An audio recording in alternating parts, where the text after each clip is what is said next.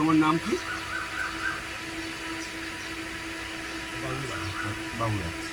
নাও আমি স্টার্ট। আচ্ছা বাবুরায়, আপনাকে মহাশয় জিজ্ঞাসা করছি, আপনি যখন এই মায়ের চক্ষুদান করছিলেন, মাকে যখন অঙ্কন করছিলেন, তা আপনার হৃদয় কী অনুভব হয়েছে?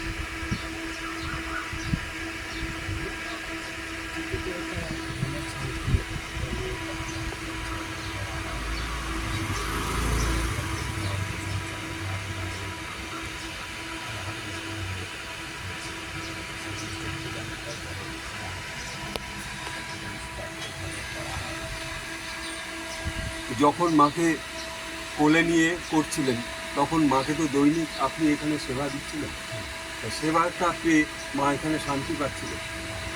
এবং মা যে এখানে শুধু তৈরি হচ্ছেন, মা যে সাজগুজো করছেন সেটি নয়, তার মধ্যে যে আপনার প্রকাশ, আপনার বারবার যে অনুভূতি প্রকাশটা এসেছিল, সেই সেই অনুভূতিটা আরেকটু আপনি বলুন, জোরে বলুন যেটা বুঝতে পারবেন। অনুভবে মানে যেটা আমার কর্ম করতেই হয় সেটা আমি করছি, কিন্তু যতটা পারি চেষ্টা করি এভাবেই করা হয়।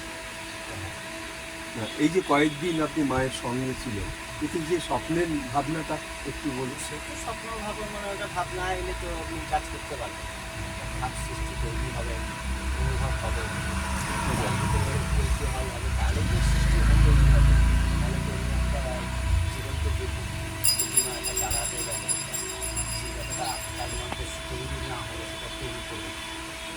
তবে আমি যখন আপনার ঘরে দেখছি বসে বসে আপনি চক্ষুদান করছেন, তখন আমার মনে হচ্ছে যে মা হেঁটে চলে বেড়াচ্ছে।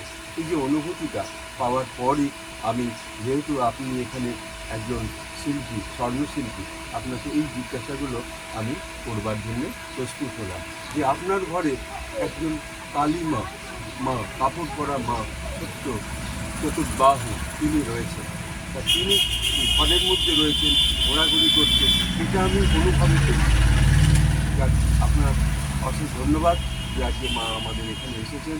বেলুর মঠের যে মহারাজরা আপনার কাছে দিয়েছেন, আপনি একজন যে যোগ্য শিল্পী, যে আপনার স্পর্শে, এবং আপনি যে ধরুন অন্যান্য জামা কাপড় পরে ওইগুলো করেন না, অন্তত খালি গায়ে যেমন ব্রাহ্মণেরা করে, ঠিক সেইভাবেই আপনি যে করেছেন নিষ্পাপ পবিত্রভাবে, সেই জন্য অশেষ ধন্যবাদ। আমি মাকে প্রণাম জানিয়ে এখানে শেষ করছি।